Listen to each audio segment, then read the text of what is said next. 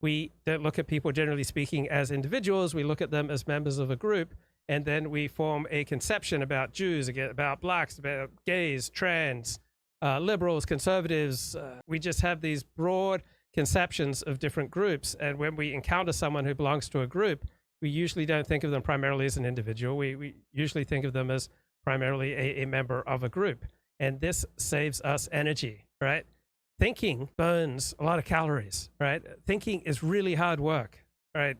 People who are doing strenuous mental labor will frequently be sweating, all right? They will frequently become hungry very quickly because they're burning up so many calories. And the human tendency is to try to avoid hard work. And made there be a red group and a blue group. It's shocking how quickly they will decide, like, this is the good group or the bad group. This is the smart group or the dumb group. People are really... That's what we do. Right, this is the cool group, and this is the dumb group. This is a smart group. This group are a bunch of idiots, right? This is the good-looking group, and these other people are hideous apes, right? That's the way the world works, right? We don't care about out-groups. We primarily care about our group, and we follow the moral code of our group. We follow the hero system of our group, and a component of that is politics. Really great at assigning importance to group labels. And this is, no less true of politics than it is of life in general. So what do I mean by groups? Here I mean people who share some sort of common identity marker, either because they have adopted it, chosen to identify with it, or because it is ascribed to them by people in their life. And these groups have both definitional attributes that define their membership, and also a set of norms and expectations, values. Yeah, a common identity, which is often popularly called race, or religion, right? And it can also be profession, right? Or a particular type of culture. Use ideas about how members of the group should behave, even if those ideas are contested. So, for example, I am a Californian. I've lived here for a long time, and so you could call me a Californian, and I couldn't tell you that's not true, even if I don't feel particularly connected to that identity. But I also might adopt that identity. I might think of myself as a Californian, and that might shape how I think about things. So in that sense, it could be both an ascribed and an adopted identity. And if you think about the question, what are the stereotypes of Californians? What are Californians like? What would it mean to vote like a Californian? Ideas probably come to your mind.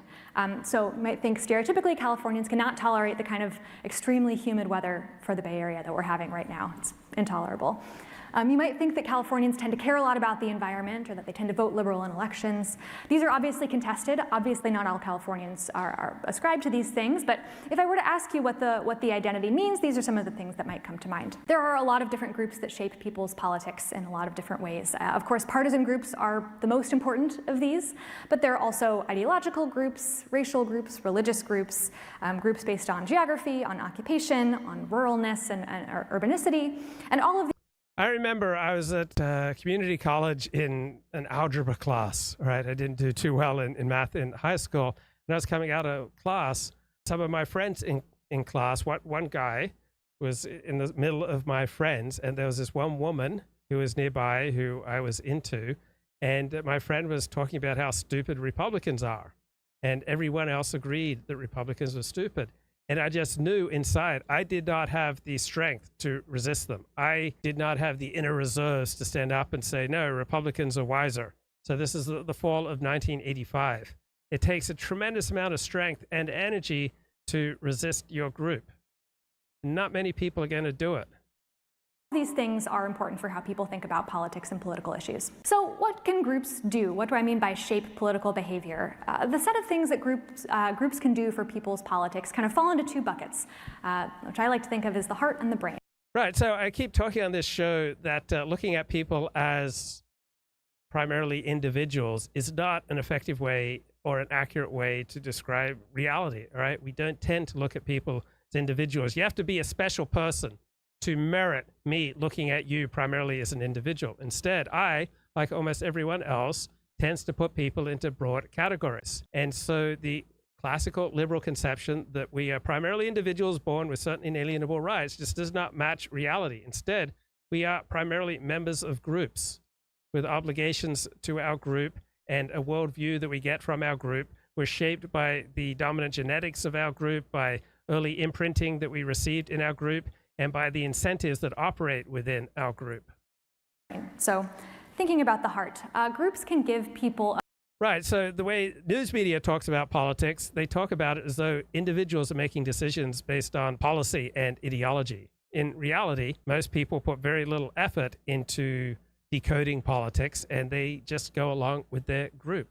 Right? We're highly social creatures. Almost everything that we think and almost everything that we feel, right, we get that from the groups that we belong to. Emotional and affective stakes in political contests. So if you think about a person and their elected official, like a member of Congress, for example, they probably have never talked to one. So when I'm not feeling connected to a group, I just feel incredibly weak. All right, my illnesses are more devastating. When I stub my toe, it hurts more. Dental pain is more intense. My headaches are more disabling. I can't do as many pull-ups. Right? I notice that when I am thriving in life, I can do more pull-ups. So it took me about 6 months back in 2022 to be able to get up to one pull-up. And even though I was sick for the past 8 days, last night I managed to do 3.5 pull-ups at once. So I'm building back up there. But if I'd been struggling this week, right, I doubt I would have gotten even to 3.5 pull-ups. It probably would have been more like 2.5. So when I am thriving, and thriving means I'm thriving with regard to other people. And even if I'm, say, alone for 48 hours and I feel like I'm thriving, I feel like I'm thriving because I'm doing things that I perceive as receiving, approbation from the people who most matter to me, or I'm getting, positive feedback via email or over the telephone or via Zoom or in comments to my YouTube channels or emails that I get, all right? I'm still getting built up by these social connections. And when I'm getting disconnected and when I'm failing with other people and feeling socially awkward, all right, then I just feel weaker and much more prone to suffering and have much less strength, much less ability to rebound against setbacks, right? I'm just not nearly as flexible. One another. They probably don't share a lot of the same friends or a lot of the same hobbies, but maybe they share a group identity. Maybe they're both Democrats or they're both Republicans, they're both union members or they're both Californians. That kind of sense of shared identity can help people feel more common ground with political representatives or members of. If you don't feel common ground, you're going to feel lost, right? It's just the worst feeling. It's terrible for your health. You're going to lack all strength. You're not going to have the ability to get the things done that you need to get done. You're going to lack energy. You're going to lack drive, right? There's no true self, all right? We know ourselves on the basis of how we interact with the people who are most important to us. And if we start falling out with the people who are most important to us, we wonder, who am I really? So I'm a convert to Orthodox Judaism, and I've only encountered 2 Jews in my 30 years in Judaism who said, I don't accept your conversion. And one of them was kidding. So if I formally converted to Orthodox Judaism, but I had a hard time being accepted as a fellow Orthodox Jew, then my self-conception of myself as an Orthodox Jew would dissolve. It would get weaker and weaker and weaker, right? Unless I am constantly getting reinforced in my identity as an Orthodox Jew, my identity is going to wither away, which is why traditional Jewish texts say, do not separate yourself from the community, because we know ourselves in large part by virtue of our membership in the community, whether it's a community of writers, of professors, of dentists, of doctors, of accountants. Of their constituency that are not necessarily very socially proximate to one another. Groups can also give emotional stakes to politics.